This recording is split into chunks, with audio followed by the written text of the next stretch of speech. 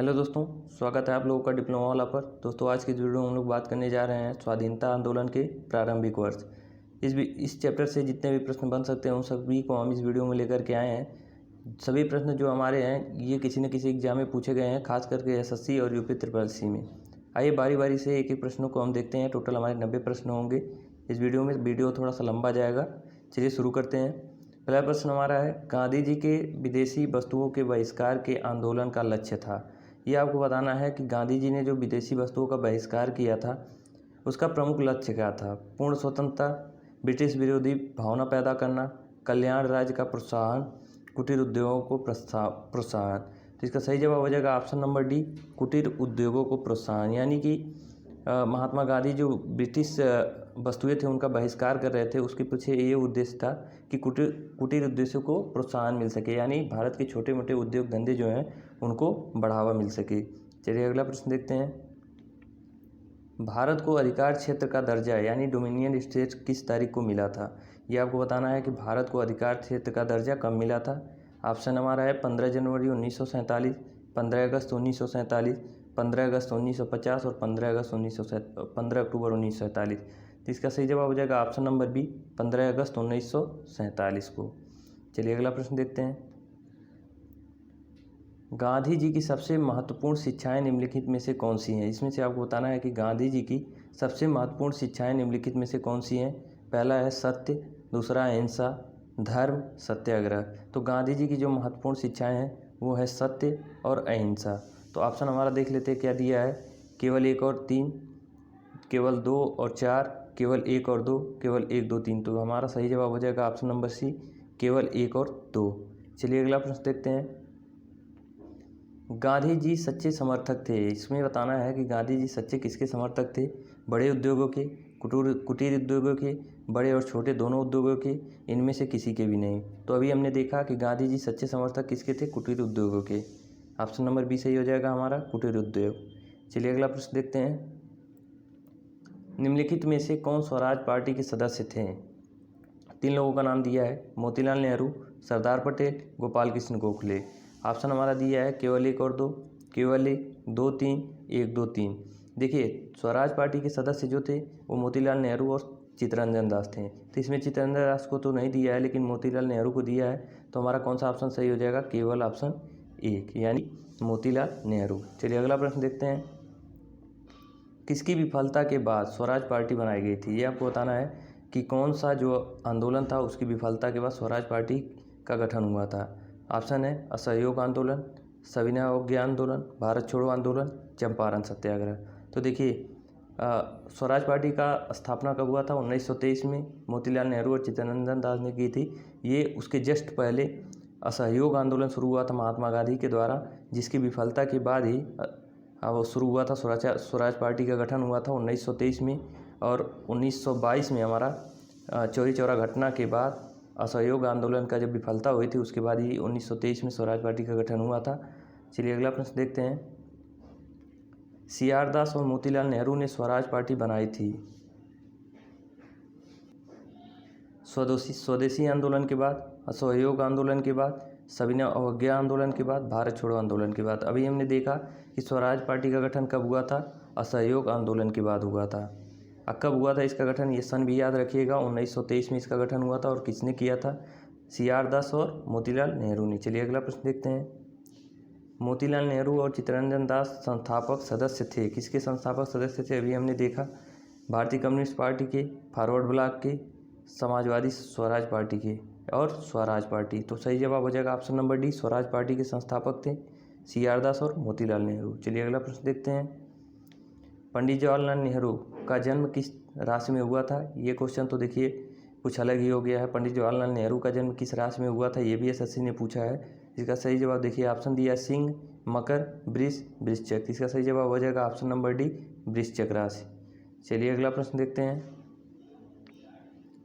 London में गोलमेज सम्मेलन का आयोजन किसकी चर्चा के लिए किया गया था। यह आपको बताना कि लंदन में जो गोलमेज सम्मेलन हुआ था उसका आयोजन किसकी चर्चा के लिए किया गया था। ऑप्शन है हमारा प्रांतीय स्वायत्तता की व्यवस्था, भारत की भावी संविधान, सविनय अवज्ञा आंदोलन वापस लेने के लिए गांधी जी की मांगे, भारतीयों के एकमात्र प्रतिनिधि होने का कांग्रेस का दावा। इसका सही जवाब हो जाएगा ऑप्शन नंबर बी, भारत का भावी संविधान के लिए। चलिए अगला प्रश्न देखते हैं। 1927 में ब्रुसेल्स में दलित राष्ट्रवादियों की कांग्रेस में राष्ट्रीय कांग्रेस की ओर से किसने भाग लिया था? ये आपको बताना है कि 1927 में ब्रुसेल्स में दलित राष्ट्रवादियों की कांग्रेस में राष्ट्रीय कांग्रेस की ओर से किसने भाग लिया था? तो ऑप्शन दिया है पंडित जवाहरलाल नेहरू, महात्मा गांधी, अंसारी, मोतीलाल नेहरू। तो इसका सही जवाब हो जाएगा ऑप्शन नंबर ए, पंडित जवाहरलाल नेहरू ने भाग लिया था। चलिए अगला प्रश्न देखते हैं। कांग्रेस की पहली महिला अध्यक्ष कौन थी? ये आपको बताना है कि कांग्रेस की पहली महिला अध्यक्ष कौन थी। श्रीमती एनी बेसेंट, श्रीमती सरोजिनी नायडू, श्रीमती नेली सेनगुप्ता, अरुणा आसफ अली। तो इसका सही जवाब हो जाएगा option number A, Shrimati Annie Besant. Annie Besant Congress की पहली महिला अध्यक्ष थी। लेकिन जब ये प्रश्न पूछेगा कि कांग्रेस की पहली महिला भारतीय महिला अध्यक्ष कौन थी, तो सरोजिनी नायडू सही होगा। और देखिए एक चीज़ ये भी याद रखिएगा कि श्रीमती एनी बेसेंट जो है ये कांग्रेस की कब अध्यक्ष बनी थी? तो 1917 में बनी थी। कब बनी थी? 1917 में। और सरोजिनी नायडू कब बनी थी? तो 1925 में। ये चीज़ याद रखिएगा। चलिए अगला प्रश्न देखते हैं। भारतीय राष्ट्रीय कांग्रेस की पहली महिला अध्यक्ष कौन थी? सेम वही प्रश्न है, एनी बेसेंट सही हो जाएगा। देखिए यहाँ पे ये नहीं कह रहा है कि भारत की पहली पहली भारतीय महिला नहीं पूछा है, भारतीय राष्ट्रीय कांग्रेस की कहते, इसमें कन्फ्यूज मत होइएगा। चलिए अगला प्रश्न देखते हैं। जब स्वतंत्रता की माउंटबेटन योजना स्वीकार की गई उस समय भारतीय राष्ट्रीय कांग्रेस का अध्यक्ष कौन था? ये आपको बताना है माउंटबेटन योजना जब स्वीकार की गई थी उस समय भारतीय राष्ट्रीय कांग्रेस का अध्यक्ष कौन था? ऑप्शन दिया है पंडित जवाहरलाल नेहरू, सरदार पटेल, मौलाना आज़ाद, आचार्य जे बी कृपलानी। तो इसका सही जवाब हो जाएगा option number D, Acharya J B Kripalani.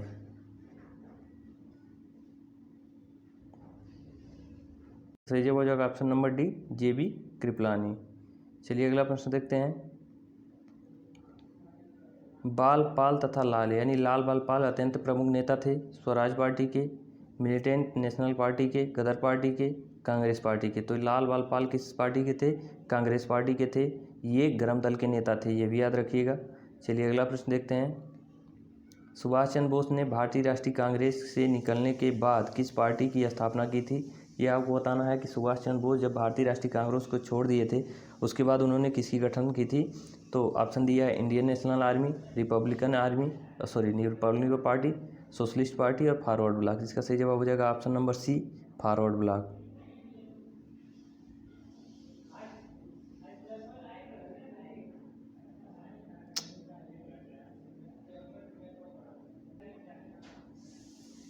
इसका सही जवाब हो जाएगा फॉरवर्ड ब्लॉक। चलिए अगला प्रश्न देखते हैं। फॉरवर्ड ब्लॉक की स्थापना किसने की थी? तो देखिए अभी हमने देखा फॉरवर्ड ब्लॉक की स्थापना किसने की थी? सुभाष चंद्र बोस ने। ऑप्शन नंबर ई सही हो जाएगा। चलिए अगला प्रश्न देखते हैं। निम्नलिखित में से कौन आज़ाद हिंद फौज का संस्थापक है? आज़ाद हिंद फौज की स्थापना किसने की थी? यह बताना है। सुभाष चंद्र बोस, वीर सावरकर, चंद्रशेखर आज़ाद, लाला हरदयाल। तो जो है आज़ाद हिंद फौज की स्थापना किसने की थी? सुभाष चंद्र बोस ने की थी। ऑप्शन नंबर ए सही हो जाएगा। अगला प्रश्न हमारा है निम्नलिखित में से किसने आज़ाद हिंद फौज की स्थापना की थी? सेम वही प्रश्न है, इसका भी सही जवाब हो जाएगा option number B, Subhash Chandra Bose. अगले प्रश्न पे चलते हैं। भारतीय राष्ट्रीय कांग्रेस के प्रथम मुसलमान अध्यक्ष कौन थे? यह आपको बताना है कि भारतीय राष्ट्रीय कांग्रेस के प्रथम मुसलमान अध्यक्ष कौन थे? मोहम्मद अली जिन्ना, बदरुद्दीन तैयबजी, सर सैयद अहमद खान, अबुल कलाम आज़ाद। तो इसका सही जवाब हो जाएगा option number B, Badruddin Tyabji. देखिए बदरुद्दीन तैयबजी तीसरे अधिवेशन के अध्यक्ष थे, ये प्रथम मुस्लिम अध्यक्ष थे। और तीसरा अधिवेशन हमारा कब हुआ था? 1887 में। 1885 में हमारा पहला अधिवेशन हुआ था कांग्रेस का और 86 में दूसरा, और तीसरे अधिवेशन में ही बदरुद्दीन तैयब प्रथम मुस्लिम अध्यक्ष जो है बने थे। चलिए अगला प्रश्न देखते हैं। भारतीय राष्ट्रीय कांग्रेस के पहले अधिवेशन में कितने प्रतिनिधियों ने भाग लिया था? ये आपको बताना है कि जब भारतीय राष्ट्रीय कांग्रेस का पहला अधिवेशन हुआ था तो उसमें कितने प्रतिनिधियों ने भाग लिया था? ऑप्शन है 75, 76, 71, 72। तो इसका सही जवाब हो जाएगा ऑप्शन नंबर डी, 72 प्रतिनिधियों ने भाग लिया था। तो ये कब हुआ था पहला अधिवेशन? अभी हमने बताया कि 1885 में, 1885 में। और ये कहाँ पे हुआ था? तो मुंबई में हुआ था, ये भी याद रखिएगा। और इसके अध्यक्ष कौन थे? व्योमेश चंद्र बनर्जी। चलिए अगला प्रश्न देखते हैं।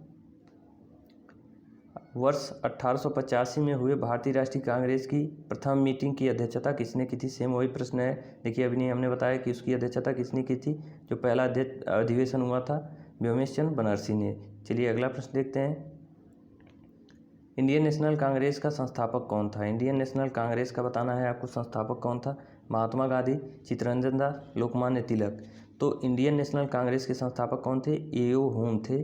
ऑप्शन नंबर सी सही हो जाएगा इसका, एओ हुम। चलिए अगला प्रश्न देखते हैं। भारतीय राष्ट्रीय कांग्रेस के गठन संबंधी आंदोलन की किसने शुरुआत की?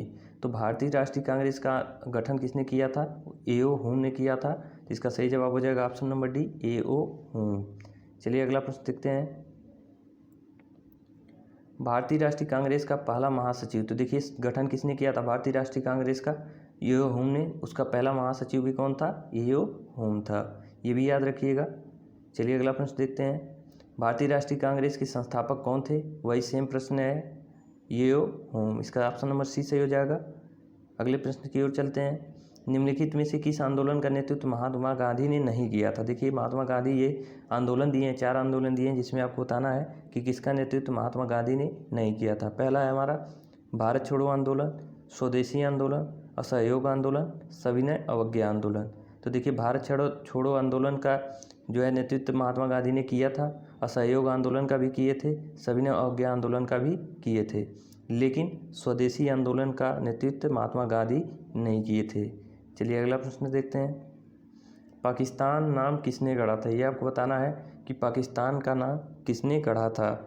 मोहम्मद अली जिन्ना, फजलुल हक, लियाकत अली खान, चौधरी रहमत अली। तो पाकिस्तान का नाम किसने गढ़ा था? चौधरी रहमत अली ने गढ़ा था। ऑप्शन नंबर डी सही हो जाएगा। अगले प्रश्न की ओर चलते हैं। 1916 में भारतीय राष्ट्रीय कांग्रेस और मुस्लिम लीग एक दूसरे के निकट आ गए। इसमें आपको बताना है कि जो है 1916 का अधिवेशन था, उसमें भारतीय राष्ट्रीय कांग्रेस और मुस्लिम लीग एक हो गए थे, एकजुट हो गए थे, एक दूसरे के निकट आ गए थे। तो वो अधिवेशन जो है कहाँ पे हुआ था ये आपको बताना है। लाहौर में, अमृतसर में, लखनऊ में, हरिपुरा में। तो वो अधिवेशन कहाँ पे हुआ था? लखनऊ में। और इसकी अध्यक्षता किसने किया था? तो मजूमदार ने। किसने किया था? मजूमदार ने। चलिए अगला प्रश्न देखते हैं। भारतीय राष्ट्रीय कांग्रेस के किस अधिवेशन में कांग्रेस और मुस्लिम का ऐतिहासिक मिलन हुआ? तो सेम प्रश्न है, लखनऊ में हुआ था। चलिए अगला प्रश्न देखते हैं। नरम दल और गरम दल के बीच फूट कहाँ और किस वर्ष में? देखिए यही सेम प्रश्न है जो पिछला अभी नरम दल और गरम दल या मुस्लिम लीग और कांग्रेस के बीच जो मिलन हुआ था 1916 में, यही पहले नरम दल और गरम दल में कांग्रेस के अधिवेशन में फूट पड़ा था। वो कब हुआ था ये आपको बताना है। 1907 में कांग्रेस के सूरत अधिवेशन में, 1985 में कांग्रेस के बम्बई अधिवेशन में, 1986 में कांग्रेस के कलकत्ता अधिवेशन में, 1920 में कांग्रेस के नागपुर अधिवेशन में। इसका सही जवाब हो जाएगा 1907 कांग्रेस के सूरत अधिवेशन में। चलिए अगला प्रश्न देखते हैं। इंडियन नेशनल कांग्रेस का बंटवारा मध्यमार्गी और चरमपंथी वर्गों में किस वर्ष हुआ था? इंडियन नेशनल कांग्रेस का बंटवारा वही नरम दल और गरम दल में किस वर्ष में इसका बंटवारा हुआ था? तो अभी हमने देखा 1907 में हुआ था। इसका सही जवाब हो जाएगा ऑप्शन नंबर ए, 1907। चलिए अगला प्रश्न देखते हैं। निम्नलिखित ऐतिहासिक घटनाओं को उसके कालक्रम के अनुसार व्यवस्थित कीजिए। ये आपको बताना है कि कौन सी घटना कब हुई थी, पहले कौन हुई थी, उसके बाद कौन हुई थी, इसको आपको एडजस्ट करना है। तो देखिए ऑप्शन दिया हमारा चंपारण सत्याग्रह, बंगाल विभाजन और जलियांवाला बाग। इसको हमें एडजस्ट करना है। सबसे पहले कौन हुआ था, उसके बाद कौन, उसके बाद कौन। तो देखिए चंपारण सत्याग्रह कब हुआ था? ये 1917 में हुआ था। सन हम आपको बता दे रहे हैं, उसके बाद आप खुद ही एडजस्ट कर लेंगे। फिर उसके बाद बंगाल विभाजन 1905 में हुआ था। उसके बाद जलियांवाला बाग हत्याकांड 1919 में हुआ था, 1919 में। अब देखिए यहाँ से पता चल रहा है कि सबसे पहले क्या हुआ था, बंगाल विभाजन, यानी ऑप्शन नंबर ये 2 हमारा पहले आएगा। उसके बाद चंपारण सत्याग्रह 2, उसके बाद 1, उसके बाद 3। तो इसका सही जवाब हो जाएगा ऑप्शन नंबर सी, 2, 1, 3। चलिए अगला प्रश्न देखते हैं। जलियांवाला बाग हादसे में कौन सा ब्रिगेडियर संबद्ध था? ये आपको बताना है। जलियांवाला बाग हत्याकांड जो हुआ था, कौन सा ब्रिगेडियर संबंधित था उससे? General Harris, general Dyer, colonel Wellesley, Arthur Wellesley. तो इसका सही जवाब हो जाएगा option number B, general Dyer. देखिए जलियांवाला बाग हत्याकांड में किसने गोली चलाने का आदेश दिया था? तो जनरल डायर ने दिया था। चलिए अगले प्रश्न की ओर चलते हैं। लाला लाजपत राय किसके विरुद्ध प्रदर्शन कर रहे थे जब वे पुलिस की निशंसता का शिकार हुए? देखिए लाला लाजपत राय ये आपको बताना है किसका विरोध कर रहे थे जब उनको पुलिस ने बहुत ही बर्बरता से मार करके, लाठी से मार करके उनकी हत्या कर दी थी। ऑप्शन है रॉलेट एक्ट, मालवीय मिंटो सुधार, Simon Commission, East India Act. इसका सही जवाब हो जाएगा option number C, Simon Commission. Simon Commission का विरोध कर रहे थे जब उनको पुलिस ने मार के उनकी हत्या कर दी थी। चलिए अगले प्रश्न की ओर चलते हैं। पूना समझौता 1932 किसके बीच हुआ था? यानी आपको बताना है कि पूना पैक्ट किसके बीच में हुआ था? नेहरू और अंबेडकर, गांधी और अंबेडकर, मालवीय और अंबेडकर, गांधी और नेहरू। तो ये हुआ था गांधी जी और अंबेडकर के बीच में। ऑप्शन नंबर बी सही हो जाएगा। अगले प्रश्न की ओर चलते हैं। भारतीय राष्ट्रीय कांग्रेस का पहला अध्यक्ष कौन था? भारतीय राष्ट्रीय कांग्रेस का पहला अध्यक्ष कौन था? भारतीय राष्ट्रीय कांग्रेस का पहला अंग्रेज अध्यक्ष आपको बताना है। पहले अध्यक्ष तो WC बनर्जी थे, यानी व्योमेश चंद्र बनर्जी थे, लेकिन इसमें आपको बताना है कि भारतीय राष्ट्रीय कांग्रेस के पहले अंग्रेज अध्यक्ष कौन थे। ऑप्शन है जॉर्ज यूले, विलियम वेडरबर्न, यो हूम, हेनरी कॉटन। देखिए जॉर्ज यो हूम ने तो स्थापना की थी भारतीय राष्ट्रीय कांग्रेस की, लेकिन पहले अध्यक्ष अंग्रेज अध्यक्ष कौन थे? जॉर्ज यूले थे। ये किस अधिवेशन के अध्यक्ष थे? चौथे अधिवेशन के अध्यक्ष थे। 1888 में ये अधिवेशन हुआ था और ये कहाँ पे हुआ था? इलाहाबाद में। ये तीनों बातें याद रखिएगा। उसके अध्यक्ष जॉर्ज यूल, इलाहाबाद में हुआ था और 1888 में चौथा अधिवेशन था। चलिए अगला प्रश्न देखते हैं। होम रूल लीग की स्थापना की गई थी। ये आपको बताना है कि होम रूल लीग की स्थापना की गई थी। 4 ऑप्शन दिया है। बंगाल के विभाजन के दौरान, प्रथम विश्व युद्ध के दौरान, जलियांवाला बाग हत्याकांड के बाद हुए संघर्ष के दौरान, 1906 ईस्वी के कांग्रेस अधिवेशन के दौरान। तो होम रूल लीग की स्थापना कब हुई थी? तो प्रथम विश्व युद्ध के दौरान इसकी स्थापना हुई थी, सन 1916 में। ये भी याद रखिएगा। और इसकी स्थापना किसने की थी? बाल गंगाधर तिलक और एनी बेसेंट ने की थी। ये भी याद रखिएगा। चलिए अगला प्रश्न देखते हैं। ऑल इंडिया मुस्लिम लीग की स्थापना किसने की थी? ये आपको बताना है कि ऑल इंडिया मुस्लिम लीग की स्थापना किसने की थी? मौलाना अहमद अली, मोहम्मद अली जिन्ना, आगा खान, हकीम अजमल खान। तो इसका सही जवाब हो जाएगा option number C, Aga Khan. All India Muslim League की स्थापना किसने की थी? आगा खान ने। अगले प्रश्न की ओर चलते हैं। मुस्लिम लीग की स्थापना किस वर्ष हुई थी? 1900 में, 1905 में, 1906 में, 1902 में। तो मुस्लिम लीग की स्थापना कब हुई थी? 1906 में। और किसने की थी? आगा खान ने। अगले प्रश्न की ओर चलते हैं। विभाजन परिषद का अध्यक्ष कौन था? ये आपको बताना है कि विभाजन परिषद का अध्यक्ष कौन था।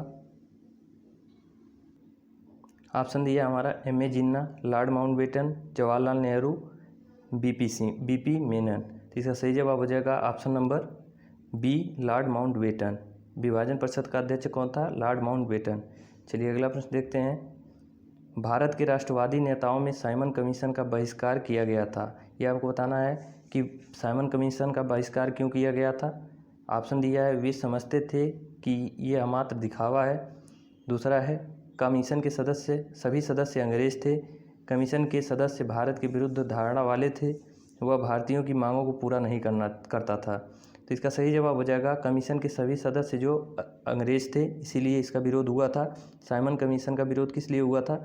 क्योंकि उसके सभी सदस्य जो है अंग्रेज थे। चलिए अगला प्रश्न देखते हैं।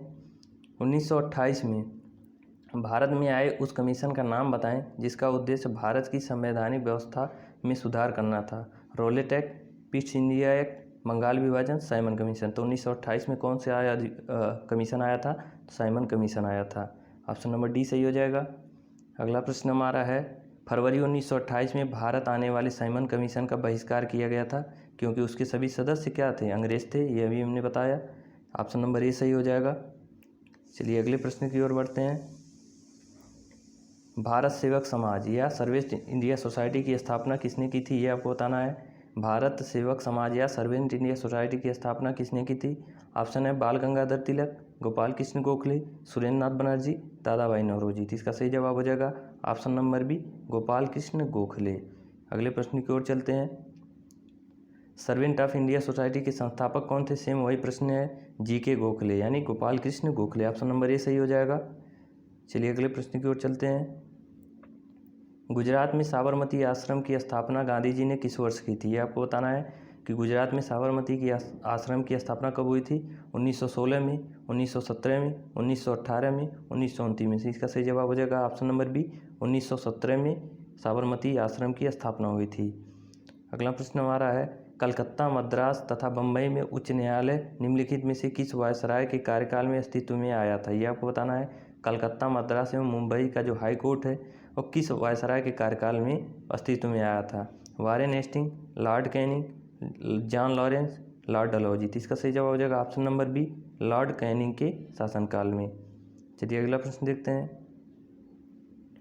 कलकत्ता, बम्बई और मद्रास में उच्च न्यायालयों की स्थापना की गई थी। तो ये सेम प्रश्न है लेकिन इसका सन पूछा है 1935 में, 1919 में, 1892 में, 1861 में। तो इसका सही जवाब हो जाएगा ऑप्शन नंबर डी, 1861 में। चलिए अगले प्रश्न की ओर चलते हैं। बाल गंगाधर तिलक किसे अपना राजनीतिक गुरु मानते थे या कहते थे? बाल गंगाधर तिलक किसे अपना राजनीतिक गुरु कहते थे? स्वामी विवेकानंद को, राजा राम मोहन राय को, शिशिर कुमार घोष, दादा भाई नौरोजी। तो बाल गंगाधर तिलक के राजनीतिक गुरु कौन थे? दादा भाई नौरोजी। चलिए अगला प्रश्न देखते हैं। चिटगांव सत्याग्रह पर धावा किसके नेतृत्व में बोला गया था? ये आपको बताना है कि चिटगांव सत्याग्रह पर धावा किसके नेतृत्व में बोला गया था? भगत सिंह, राजगुरु, सुखदेव, सूर्य सेन। तो इसका सही जवाब हो जाएगा option number D, Surya Sen के नेतृत्व में बोला गया था। चलिए अगला प्रश्न देखते हैं। गांधी इरविन समझौते पर हस्ताक्षर कब हुए थे? ये आपको बताना है गांधी इरविन समझौता कब हुआ था? 10 मार्च 1930, 20 मार्च 1931, 12 मार्च 1930। ऑप्शन नंबर डी है 5 मार्च 1931। इसका सही जवाब हो जाएगा ऑप्शन नंबर डी, 5 मार्च 1931। चलिए अगला प्रश्न देखते हैं।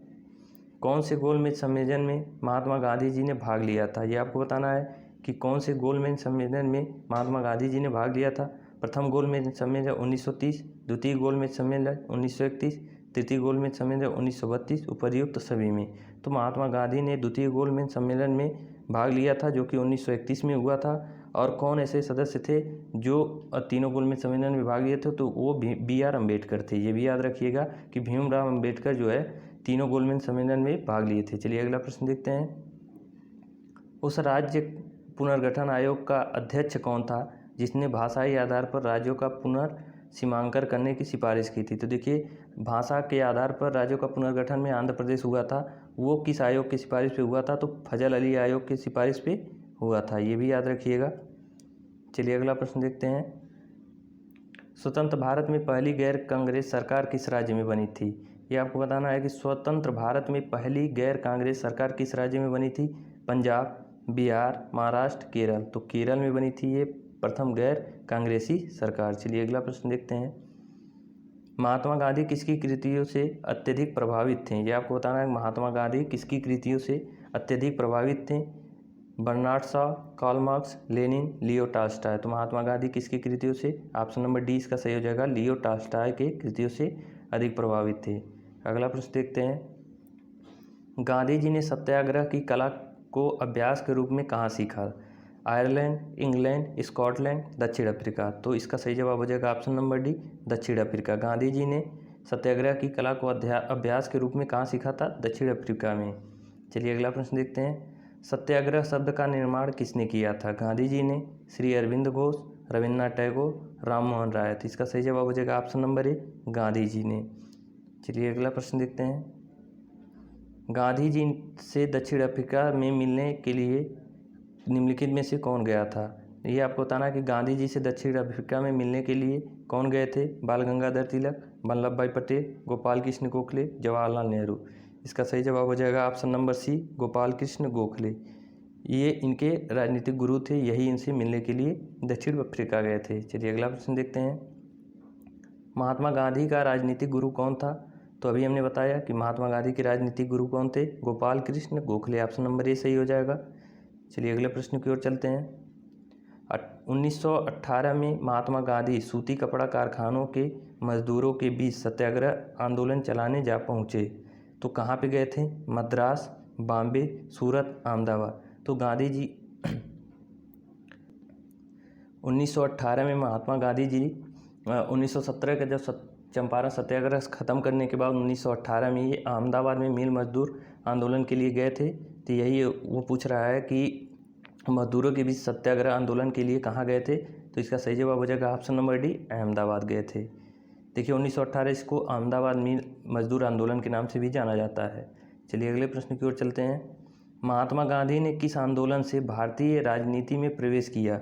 तो किस आंदोलन से इन्होंने भारतीय राजनीति में प्रवेश किया था?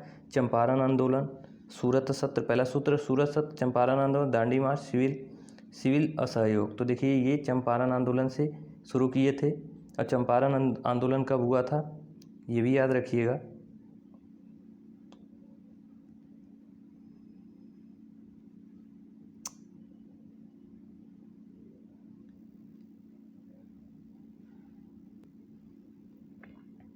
चंपारण आंदोलन कब हुआ था? 1917 में, ये भी याद रखिएगा, 1917 में। चलिए अगला प्रश्न देखते हैं। गांधी जी ने भारत में अपनी राजनीतिक गतिविधियों का प्रारंभ यहाँ से किया था। कहाँ से किए थे ये आपको बताना। दांडी, खेड़ा, साबरमती, चंपारण। तो इसका सही जवाब हो जाएगा ऑप्शन नंबर डी, चंपारण से इन्होंने अपनी राजनीतिक गतिविधियों का शुभारंभ किया था। और कब किए थे? 1917 में। चलिए अगले प्रश्न की ओर चलते हैं। गांधी जी की अध्यक्षता में एकमात्र AICC अधिवेशन कहाँ आयोजित किया गया था? यानी ऑल इंडिया कांग्रेस कमेटी का अधिवेशन कहाँ आयोजित किया गया था? गांधी जी के अधिवेशन में गांधी जी की अध्यक्षता में मद्रास, लाहौर, बेलगांव, कोलकाता। तो गांधी जी ने कांग्रेस की एक बार अध्यक्षता की थी, वो बेलगांव में किए थे। और कब, किस सन में किए थे ये भी याद रखिएगा आप लोग। 1924 में गांधी जी ने अध्यक्षता की थी कांग्रेस की। चलिए अगला प्रश्न देखते हैं। महात्मा गांधी ने सन 1930 में सिविल अवज्ञा आंदोलन कहाँ से आरंभ किया था? या सिविल अवज्ञा आंदोलन कहिए या सविनय अवज्ञा आंदोलन। तो ये आपको बताना कि 1930 में सविनय अवज्ञा आंदोलन कहाँ से आरंभ किया। देखिए सेम यही प्रश्न, बस थोड़ा सा चेंज किया था। अब की बार लेखपाल में यही प्रश्न पूछा था। बहुत से लोग कन्फ्यूजन में इसको गलत कर दिए थे, इसको ध्यान रखिएगा। जब पूछेगा सविनय अवज्ञा आंदोलन कहाँ से स्टार्ट हुआ था, तो इसका जवाब होगा दांडी। लेकिन लेखपाल में पूछा था कि नमक आंदोलन कहाँ से शुरू हुआ था, तो उसके ऑप्शन में सही होगा साबरमती का आश्रम।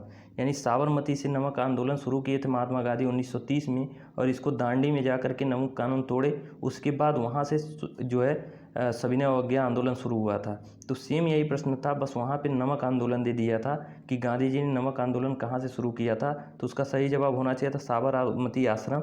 बहुत से लोगों ने कन्फ्यूजन में इसको दांडी लगा दिया था और ऑब्जेक्शन भी रेज किए हैं, लेकिन उसका कोई मतलब नहीं निकलेगा। उसका सही जवाब साबरमती आश्रम होगा। जब पूछेगा सविनय अवज्ञा आंदोलन कहाँ से प्रारंभ किया था, तब उसका सही जवाब हो जाएगा दांडी। चलिए अगले प्रश्न की ओर चलते हैं। नमक सत्याग्रह कहाँ पर समाप्त हुआ था? तो देखिए अभी हमने बताया कि नमक सत्याग्रह कहाँ से स्टार्ट हुआ था, साबरमती आश्रम से। और ये समाप्त कहाँ से हुआ, कहाँ पे हुआ था, तो दांडी में इसका समापन हुआ था। चलिए अगले प्रश्न की ओर। गांधी जी खादी को किसका प्रतीक मानते थे? औद्योगिकरण का, आर्थिक स्वतंत्रता का, आर्थिक वृद्धि का, नैतिक पवित्रता का। तो गांधी जी खादी को किसका प्रतीक मानते थे? इसका सही जवाब हो जाएगा ऑप्शन नंबर बी, आर्थिक स्वतंत्रता का प्रतीक मानते थे। अगले प्रश्न की ओर चलते हैं। निम्न को कालक्रम अनुसार व्यवस्थित कीजिए। इसमें देखिए कालक्रम के अनुसार इसको व्यवस्थित करना है। दांडी यात्रा, Simon Commission, Poona pact, Gandhi Irwin समझौता। तो देखिए इसका एक एक का हम सन बता दे रहे हैं, उसके बाद आप लोग खुद इसको एडजस्ट कर लेंगे। देखिए सबसे पहले देखिए यहाँ पे शुरू होता Simon Commission. Simon commission Bharat कब आया था? 1928 में आया था साइमन कमीशन। और दांडी यात्रा कब हुआ, प्रारंभ हुआ था? तो दांडी यात्रा 1930 में, इसका सन 1930, इसका 1928। गांधी इरविन समझौता 1931 और पूना पैक्ट 1932। तो देखिए इसको आप मिला सकते हैं आराम से। पहले 1928 साइमन कमीशन यानी 2 नंबर पहले पे आएगा। उसके बाद दांडी यात्रा 1930 पहला नंबर आएगा। उसके बाद चौथा हमारा है गांधी इरविन समझौता 1931 और तीसरा हमारा है पूना पैक्ट समझौता 1932। इसका सही जवाब देखिए ऑप्शन नंबर बी हो जाएगा 2, 1, 4, 3। चलिए अगले प्रश्न की ओर चलते हैं। निम्नलिखित में से किसके बीच सही मेल है? असहयोग आंदोलन सुरेंद्रनाथ बनर्जी, स्वदेशी आंदोलन रविन्द्रनाथ टैगोर, भारतीय राष्ट्रीय सेना सुभाष चंद्र बोस, स्वराज पार्टी महात्मा गांधी। तो इसका सही जवाब हो जाएगा ऑप्शन नंबर सी, भारतीय राष्ट्रीय सेना सुभाष चंद्र बोस। देखिए इंडियन नेशनल आर्मी की गठन किसने किया था? तो सुभाष चंद्र बोस ने। चलिए अगले प्रश्न की ओर चलते हैं। 1939 में सुभाष चंद्र बोस किसे हराकर कांग्रेस पार्टी के अध्यक्ष चुने गए थे? मौलाना अबुल कलाम आज़ाद, पट्टाभी सीतारामैया, जवाहरलाल नेहरू, बीबी पटेल। तो इसका सही जवाब हो जाएगा option number B, Pattabhi Sitaramayya को हरा करके अध्यक्ष बने थे। लेकिन महात्मा गांधी के असहयोग के कारण इन्होंने अपने पद से इस्तीफा दे दिया और इनकी जगह पे किसको नियुक्त किया गया था? तो राजेंद्र प्रसाद को नियुक्त किया गया था। ये भी याद रखिएगा क्योंकि ये भी प्रश्न पूछता है। चलिए अगला प्रश्न देखते हैं। कैबिनेट मिशन भारत आया था? ये आपको बताना है कि कैबिनेट मिशन भारत कब आया था। 1943 में, 1944 में, 1945 में, 1946 में। तो कैबिनेट मिशन भारत कब आया था? 1946 में। अगले प्रश्न की ओर चलते हैं। भारत में कैबिनेट मिशन किस लिए भेजा गया था? ये आपको बताना है कि भारत में कैबिनेट मिशन किस लिए भेजा गया था। ये चारों ऑप्शन दिए हैं, इसमें सही जवाब हो जाएगा ऑप्शन नंबर बी, शक्ति के अंतरण के लिए। शक्ति के अंतरण के लिए एक संवैधानिक व्यवस्था निश्चित करने के लिए। ठीक है, इसका सही जवाब ये हो जाएगा बी। अगले प्रश्न की ओर चलते हैं। गांधी जी ने किस आंदोलन का समर्थन किया था? अस्पृश्यता, वर्ण व्यवस्था, हिंदुओं और मुसलमानों के बीच एकता की कमी, गृह युद्ध। तो गांधी जी ने किस आंदोलन का समर्थन किया था? तो अस्पृश्यता, इसका मतलब होता है छुआछूत का समर्थन किया था। चलिए अगला, छुआछूत का समर्थन नहीं किए थे, उसका आंदोलन का समर्थन किए थे। ये इसका सही जवाब हो जाएगा। चलिए अगला प्रश्न है, 1942 में भारत छोड़ो आंदोलन आरंभ करने के लिए कौन सा मुख्य कारण था? क्रिप्स मिशन की विफलता, अंग्रेजों का विश्व युद्ध द्वितीय में उलझ जाना, लोगों में घोर बेचैनी, साइमन कमीशन की रिपोर्ट। इसका सही जवाब हो जाएगा option number A, Cripps Mission की विफलता। 1942 में भारत छोड़ो आंदोलन आरंभ करने का मुख्य कारण था क्रिप्स मिशन की विफलता। अगले प्रश्न की ओर चलते हैं। अंग्रेजों के लिए गांधी जी का प्रसिद्ध भारत छोड़ो आंदोलन का आरंभ कब हुआ था? अंग्रेजों के लिए गांधी जी का प्रसिद्ध भारत छोड़ो आंदोलन कब आरंभ हुआ था? अभी हमने देखा 1942 में हुआ था। ऑप्शन नंबर ए सही हो जाएगा 1942। चलिए अगला प्रश्न देखते हैं। भारत छोड़ो आंदोलन के दौरान समानांतर सरकार का गठन कहाँ किया गया था? वाराणसी, इलाहाबाद, लखनऊ, बलिया। तो इसका सही जवाब ऑप्शन नंबर डी, समानांतर सरकार का गठन कहाँ हुआ था? बलिया में हुआ था। अगला प्रश्न देखते हैं। स्वतंत्र भारत में निम्नलिखित में से कौन सी महिला किसी राज्य की पहली राज्यपाल थी? यह आपको बताना है कि कौन सी महिला किसी राज्य की पहली राज्यपाल थी। श्रीमती सरोजिनी नायडू, श्रीमती सुचित्रा कृपलानी, श्रीमती इंदिरा गांधी और श्रीमती विजयलक्ष्मी पंडित। तो इसका सही जवाब हो जाएगा option number A, Shrimati Sarojini Naidu. Sarojini Naidu Uttar Pradesh की पहली महिला राज्यपाल थी। अब इसमें से आपको एक चीज़ ये भी बताना है कि उत्तर प्रदेश की पहली महिला मुख्यमंत्री या भारत की पहली महिला मुख्यमंत्री कौन थी। चलिए अगला प्रश्न देखते हैं। चौरी चौरा कांड के बाद गांधी जी ने स्थगित कर दिया था सविनय अवज्ञा आंदोलन, खिलाफत आंदोलन, असहयोग आंदोलन, भारत छोड़ो आंदोलन। तो चौरी चौरा कांड के बाद इन्होंने किसको स्थगित कर दिया था? तो असहयोग आंदोलन को इन्होंने स्थगित कर दिया था। कब स्थगित किए थे? 1922 में, क्योंकि 4 फरवरी 1922 को चौरी चौरा कांड होता है। उसके बाद गांधी जी ने असहयोग आंदोलन को वापस ले लिया था। अगले प्रश्न की ओर चलते हैं। असहयोग आंदोलन को किसके कारण स्थगित किया गया था? पूना समझौता, जलियांवाला बाग त्रासदी, चौरी चौरा घटना, गांधी इरविन समझौता। इसका सही जवाब हो जाएगा option number C, Chauri Chaura घटना। अगले प्रश्न की ओर चलते हैं। भारतीय राष्ट्रीय कांग्रेस ने असहयोग का अपना प्रसिद्ध प्रस्ताव 1920 में कहाँ आयोजित अपने अधिवेशन में पारित किया था? ये बताना है कि असहयोग का अपना प्रसिद्ध प्रस्ताव 1920 में कहाँ आयोजित किस अधिवेशन में पारित किया था, ये आपको बताना है। ऑप्शन है लखनऊ में, दिल्ली में, मुंबई में, कलकत्ता में। इसका सही जवाब हो जाएगा ऑप्शन नंबर डी, कलकत्ता के अधिवेशन में पारित किया गया था। अगले प्रश्न की ओर चलते हैं। किस आंदोलन में हिंदुओं और मुसलमानों दोनों का समर्थन मिला था? ऑप्शन है चंपारण सत्याग्रह, विभाजन विरोधी आंदोलन, असहयोग आंदोलन और भारत छोड़ो आंदोलन। इसका सही जवाब हो जाएगा ऑप्शन नंबर सी, असहयोग आंदोलन में हिंदू मुसलमान दोनों लोग का सहयोग प्राप्त हुआ था। एक आंदोलन और है खिलाफत आंदोलन, इसमें भी हिंदू मुसलमान का सपोर्ट मिला था। खिलाफत आंदोलन दोनों में दिया, लेकिन यहाँ पे ऑप्शन में वो नहीं, खिलाफत आंदोलन नहीं दिया है, तो हमारा असहयोग आंदोलन ही सही हो जाएगा। अगले प्रश्न की ओर चलते हैं। गांधी जी की दांडी यात्रा निम्न में से किसका उदाहरण है? सीधी कार्रवाई, बहिष्कार, सविनय अवज्ञा, असहयोग। इस सही जवाब हो जाएगा ऑप्शन नंबर सी, सविनय अवज्ञा आंदोलन। क्योंकि दांडी यात्रा पे निकले थे तो नमक कानून तोड़ने के बाद गांधी जी ने सविनय अवज्ञा आंदोलन चलाया था। चलिए अगले प्रश्न की ओर चलते हैं। महात्मा गांधी द्वारा सविनय अवज्ञा आंदोलन किस वर्ष में शुरू किया गया था? 1928, 1930, 1931, 1922। इसका सही जवाब हो जाएगा option number B, 1930। Gandhi ji ने सविनय अवज्ञा आंदोलन किस वर्ष में शुरू किया था? 1930 में। अगले प्रश्न की ओर चलते हैं। नमक सत्याग्रह किस सन में प्रारंभ किया गया था? 1930 में, 1932, 1928, 1931। नमक सत्याग्रह कब शुरू किया गया था? 1930 में। ऑप्शन नंबर ए सही हो जाएगा। अगले प्रश्न की ओर चलते हैं। गांधी का दांडी मार्च किसका हिस्सा था? असहयोग आंदोलन, स्वशासन लीग संघ, सविनय अवज्ञा आंदोलन, भारत छोड़ो आंदोलन। तो इसका सही जवाब हो जाएगा ऑप्शन नंबर सी, सविनय अवज्ञा आंदोलन। कई बार ये प्रश्न रिपीट कर चुका है। चलिए अगले प्रश्न की ओर चलते हैं। पूर्ण स्वराज की शपथ कांग्रेस के किस अधिवेशन में ली गई थी? पूर्ण स्वराज की शपथ कांग्रेस की किस अधिवेशन में ली गई थी, ये आपको बताना है। कलकत्ता अधिवेशन, लाहौर, इलाहाबाद, मद्रास। तो देखिए पूर्ण स्वराज की मांग जो है लाहौर अधिवेशन 1929 में हुआ है।